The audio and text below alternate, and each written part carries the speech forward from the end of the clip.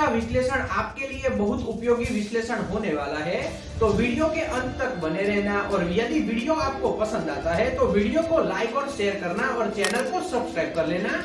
तो आज का विश्लेषण शुरू करते हैं। भारत में ऐसे केस देखने को मिलते हैं जिसकी वजह से पूरे के पूरे परिवार बर्बाद हो रहे हैं। ऐसा ही एक केस मेरे ध्यान में आया है, तो मेरा कर्तव्य है कि आप लोगों के सामने उसका विश्लेषण रखूं, ताकि दूसरे किसी भी व्यक्ति के साथ इस तरह से कोई भी घटना न घटे। गुजरात राज्य के एक शहर में एक परिवार खुशी से रहता है। थोड़े महीनों पहले दो मुस्लिम युवक उत्तर प्रदेश से गुजरात आकर बसते हैं और वह दोनों भाई जिस जगह पर वह परिवार रहता है उसी जगह पर दूसरे रूम में रहना शुरू करते हैं। थोड़े दिनों में बड़ा भाई, जिसका नाम इकबाल है, वो उस परिवार की महिला को छेड़ना शुरू करता है और उसके गलत तरीके से संबंध बनाने की मांग रखता है। ऐसे में वह महिला तैयार नहीं होती और भारतीय संस्कृति के हिसाब से ऐसा कार्य भी नहीं होना चाहिए। उस महिला के साथ उसकी 19 साल की बेटी भी रहती है। ऐसे में उस महिला के नहीं मानने पर इकबाल उस महिला का नहाता हुआ उसी के घर का एक वीडियो बना लेता है। अब इससे आगे देखिए, वीडियो बनाने के बाद उस महिला को ब्लैकमेल करना शुरू करता है और ऐसे में उस महिला को संबंध बनाने के लिए मजबूर कर देता है।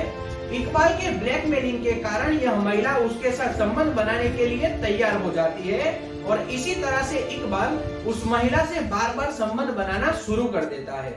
इकबाल यहीं पर नहीं रुकता, उस महिला के साथ गलत तरीके से संबंध बनाने के बाद उस महिला का वीडियो दिखाकर उसकी 19 साल की बेटी को भी ब्लैकमेल करना शुरू करता है और ऐसे में उस बेटी को भी ब्लैकमेल करके उसके साथ भी बार बार संबंध बनाना शुरू कर देता है। इससे आगे देखिए, यह केस यहाँ पर ही खत्म नहीं होता। एक दिन कुछ काम से इकबाल को अपने गांव जाना होता है। ऐसे में इकबाल अपने भाई को यह वीडियो ट्रांसफर कर देता है और इसी तरह से अपने भाई को भी इस जुर्म में धकेल देता है। जैसे ही इकबाल अपने गांव उत्तर प्रदेश चला जाता है, वैसे ही तुरंत उसका भाई उस महिला और उसकी बेटी को ब्लैकमेल करना शुरू कर देता है और जैसे उसके भाई ने कार्य किया, ऐसे ही उस महिला और उसकी बेटी के साथ बार बार संबंध बनाना शुरू करता है। यानी इकबाल के भाई के द्वारा भी इकबाल के जैसे ही जुर्म किया जाता है। इकबाल का भाई भी यही नहीं रुकता, वह उससे भी ज्यादा होशियार होता है और इस केस से बचने के लिए उस महिला की बेटी के साथ उस बेटी की इच्छा के विरुद्ध शादी भी कर लेता है। यानी कि शादी का रजिस्ट्रेशन करवा लेता है और अंत में जब उस बेटी की जिंदगी पर सवाल उठते हैं, तब जाकर उस महिला और बेटी के द्वारा पुलिस स्टेशन में जाकर कंप्लेंट दर्ज करवाई जाती है और इस तरह से पूरी बात समाज के सामने आ जाती है।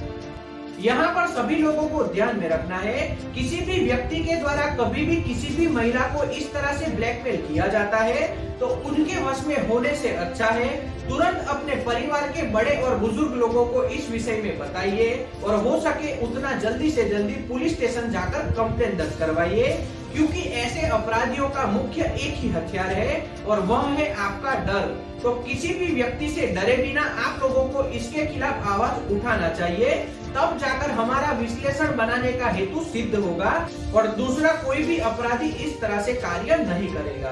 अब अंत में समझ लेते हैं ऐसे अपराधियों के खिलाफ किस तरह से कार्रवाई की जाएगी। इस केस में इकबाल के ऊपर आईपीसी की धारा 375, 376E और 469 के तहत मुकदमा दाखिल किया जाएगा और उसके भाई के खिलाफ आईपीसी की धारा 375, 376E और 366 के तहत मुकदमा दाखिल किया जाएगा।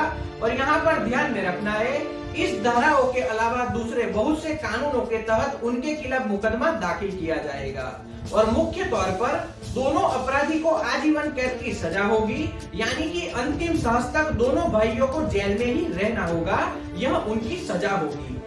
तो इस तरह से इस विश्लेषण के माध्यम से आप लोगों को यह समझाने की कोशिश की है, किसी भी व्यक्ति के द्वारा अगर किसी भी महिला को इस तरह से ब्लैकमेल किया जाता है तो तुरंत उनके खिलाफ आवाज उठाए और पुलिस स्टेशन में कंप्लेंट दर्ज करवाए, ताकि अपराधियों को जल्दी से जल्दी सजा मिले और दूसरे किसी भी के साथ इस तरह से कोई भी घटना न घटे। यहाँ पर एक और बात को आपको ध्यान में रखना है, जिस तरह से इस केस में उस महिला और बेटी दोनों ने बहुत लंबे टाइम तक दोनों भाई से संबंध रखे और अंत में उन दोनों भाई पर केस दर्ज करवाया, तो इस तरह से कभी भी गलती न करे, उनके खिलाफ तुरंत केस दर्ज करवाए ताकि दूसरे किसी भी महिला के साथ इस तरह से कोई भी घटना न घटे और उन अपराधियों को सजा मिले। तो आज के विश्लेषण में इतना ही। अगर यह वीडियो आपको पसंद आया हो तो वीडियो को लाइक और शेयर कीजिए और चैनल को सब्सक्राइब कीजिए ताकि हमें दूसरे वीडियो बनाने के लिए मोटिवेशन मिल सके। जय हिंद।